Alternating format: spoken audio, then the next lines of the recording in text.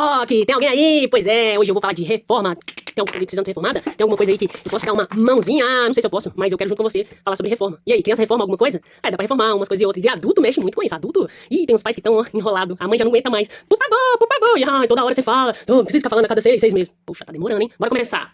Bom, a primeira coisa que eu quero fazer é compartilhar esse livro aqui. E eu vou ler pra vocês, espero que vocês gostem. Hansen Hybrid Zombies, Etchumana Flows and Market. Etchumana sei forte, como é ondas, voltam não vai. Etchumandou, Etchumandei Zai, Ok, não tá entendendo nada? Poxa, é sobre isso que eu quero falar. Há muito tempo atrás, as pessoas não tinham acesso à literatura e a livros como a gente tem hoje. Poxa, e a gente, desvaloriza tanto, nem dá tanto crédito pra isso. Mas eu vou contar a história pra vocês de um homem que mudou um pouco disso. E a minha ideia é falar do bem pouco que eu sei, mas despertar e, quem sabe, chacoalhar aí umas ideias pra que isso vire algo bem legal. Eu não sei se você sabe, mas este é o livro mais famoso do mundo. Ah, olha, quem diria, hein? Não tem nenhum best-seller que já foi mais vendido, impresso e... essa é a Bíblia, a palavra de Deus. E hoje eu queria compartilhar um pouco de como isso chegou na nossa mão. Poxa, eu falo português, imagina pegar uma Bíblia em outro idioma, ou alguém tá falando de um jeito que eu não entendo. Isso acontece até em português. E eu queria comentar com vocês a história de um homem que mudou uma chavinha. Que depois de ser chamado, convocado, entender, ouvir uma voz... que não é uma voz qualquer, ele entendeu o propósito dele, fazendo o que ele já fazia. Eu vou falar de Martinho Lutero. Lutero, para nós que já somos íntimos. Bom, Lutero era um monge, ele falava e ensinava sobre a fé dele, que era a fé cristã. A fé daqueles homens que liam e se debruçavam, e aprendiam sobre a Bíblia. Mas tinha uma questão. Essa Bíblia, ela era num idioma que só algumas pessoas entendiam, era o latim. E aí, imagina, durante uma reunião, tinha lá uma pessoa falando, e as outras que estavam assistindo não entendiam nada. Poxa, o que ele tá falando? Faço a menor ideia. Até que um dia, lendo a carta de Romanos, Lutero pensou sobre uma coisa. Poxa, pois é, como Lutero era um dos poucos, privilegiados da época, ele lendo e estudando sobre a Bíblia, ele leu na carta de Paulo aos Romanos, o capítulo 1, versículo 17, onde diz que o justo viverá pela fé. Poxa, Lutero, quando leu aquilo, ele falou, poxa, mas peraí, eu tô aqui vendo a igreja cobrar indulgências, falar sobre como indulgência, pra quem não sabe, era uma forma com que a igreja católica romana daquele tempo, ela criava formas com que as pessoas pagassem, e isso era com dinheiro, muitas das vezes, pra obter a salvação, pra perdão dos pecados. Só que ao ler a Bíblia, Lutero viu que, poxa, não, mas eu tô lendo aqui a mesma Bíblia que todo mundo e tá falando que o justo vive pela fé.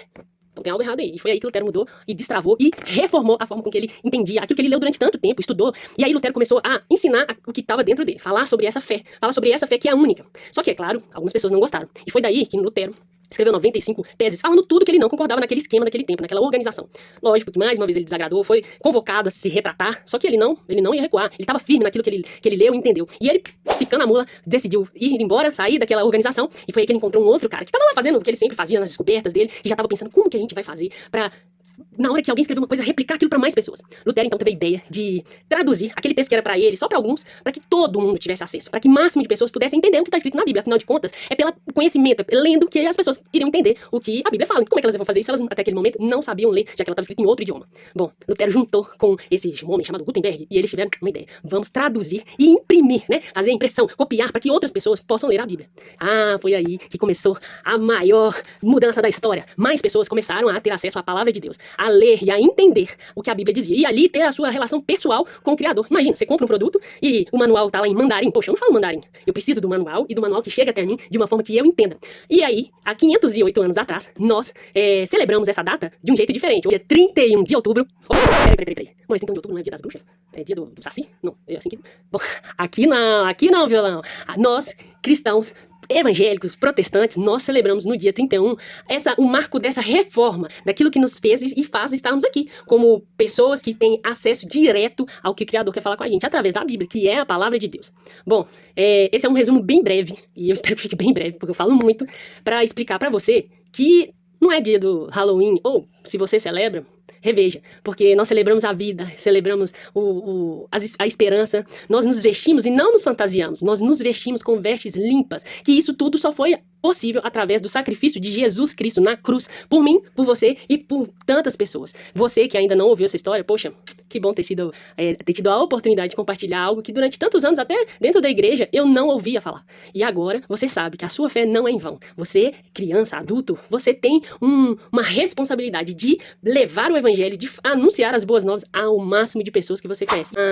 E agora, a minha conversa vai estreitar. Eu quero falar com você, pai e mãe. Porque eu também sou mãe, e eu sei o quanto que é desafiador explicar isso para os nossos filhos. Bom, assim como na época que a igreja falava de um jeito que as pessoas não entendiam, como que nós, pais, igreja, nós temos falado para as crianças? Será que é na linguagem delas? Será que é respeitando o tempo e as particularidades de cada criança? O mundo é diverso, nós somos diferentes, as crianças também. são diferentes. Tem umas que são mais calmas, são mais agitadas, tem umas que são muito agitadas. E aí, nós temos uma missão como pais e mães, nós que entendemos o evangelho, nossa missão é fazer o que a gente faz numa grande reforma. Pregar, mas esse pregar não é sobre ir lá e ficar de discursinho. Olha quem tá falando isso, a mamãe que fala pra caramba.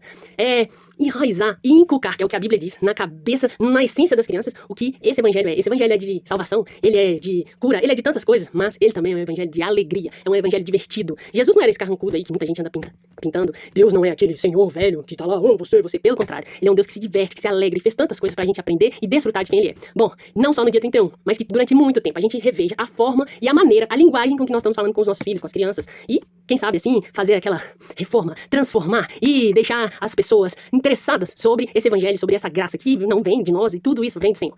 Eu te convido a ir junto comigo, a partilhar esse desafio. Quem sabe a gente trocar ideia. Eu sei bem pouco do que eu falei, eu sei bem pouco, mas eu sei do que o Senhor tem falado e nos convocado como Igreja de Cristo, além de placas, além de tudo isso. Vem comigo, eu sou Janaína Guerra, mas pode me chamar de Jana. Eu sou palhaça, sou pedagoga, sou uma porção de coisa, vendo bolo, mas eu tô aqui não é com esse objetivo, nem sobre quem eu sou. Eu sou mais uma que quando criança foi alcançada por esse Deus e tô aqui, na luta, por essa busca constante. Vamos junto? Você vem comigo e eu vou com você. E nós vamos com ele. Um abraço, até mais.